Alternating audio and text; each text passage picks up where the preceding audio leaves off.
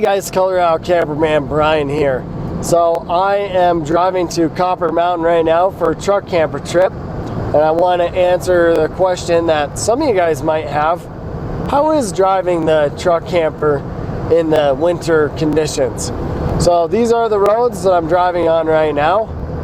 Since I left Colorado Springs, it's been all wintry conditions. It's snowed anywhere from 3 to 8 inches so far on my drive. But I'm going to go ahead and answer that question here today. So first off, the short of the long is it's not bad.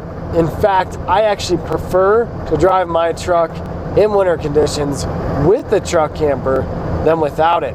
And I'll tell you a story as to why.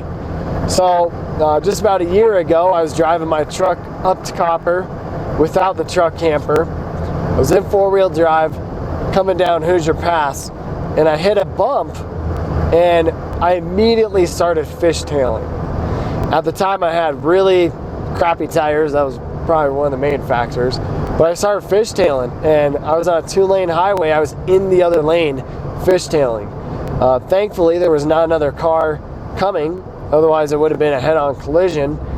But yeah, it was really scary. It was terrifying. I almost went into a snowbank and everything. And I think the reason that happened was I have a 1-ton truck and my rear suspension is so stiff and I bounce around a lot.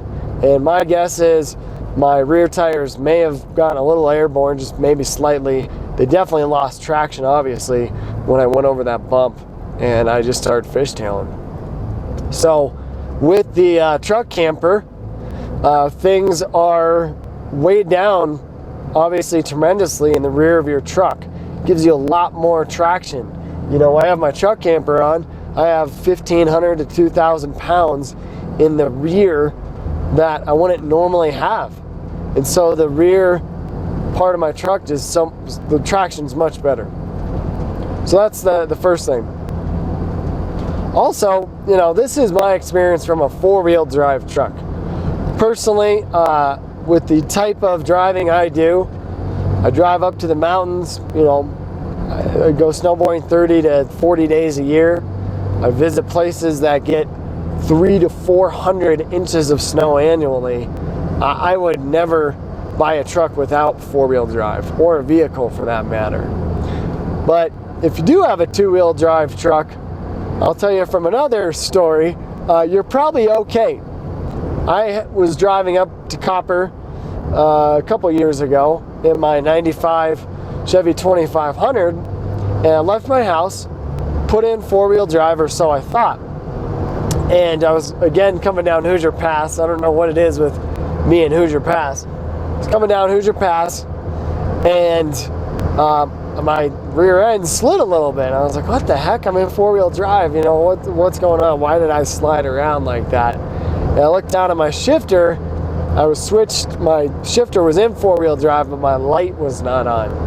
And it turns out that there was a switch broken in there that basically told the truck to actually switch the truck into 4-wheel drive. It was broken. So I did the entire trip in 2-wheel drive, and really I just slid a couple times, and it wasn't bad. Like, I didn't go off the road or anything. It was just around some tight corners. I just slid just a little bit.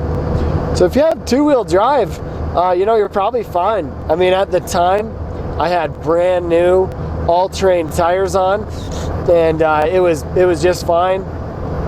But if you have snow tires, studded tires, all-terrain, you're probably going to be fine. So there's one main rule to follow when you're driving in the winter, and this is whether you have a camper or not. And that's just do everything a little bit slower and more controlled. So what do I mean by that? Well, I mean, when you're turning, it should be nice, controlled, smooth turns. Nothing jerky, nothing quick. When you're stopping, you should not be slamming on your brakes. Leave extra space and do nice, controlled stopping. When you're accelerating, if you're going to pass somebody, if you're starting off at a stoplight, again, just ease on the accelerator. Don't put pedal to the metal. You know, I see people all the time that they drive in winter conditions like they're driving in dry conditions or worse, and they're the guys and gals that are in the ditches and getting in accidents. So, you know, again, it's very simplistic, very common sense, it sounds like it, but if you follow that simple rule, you'll be fine. So that's my perspective based on my experience in driving in winter conditions. If you guys do have any questions for me, let me know. And also, if you guys would like to share your experience, I'd love to hear it. So, you know, Class A's in the snow, Class C's, travel trailers, fifth wheels, I'd love to hear about your experience, especially towing trailers. I'd really love to hear how that is in the snow. I've always wondered that. So otherwise, thank you guys for checking out my video here today. Drive safe out there, and we'll see you later.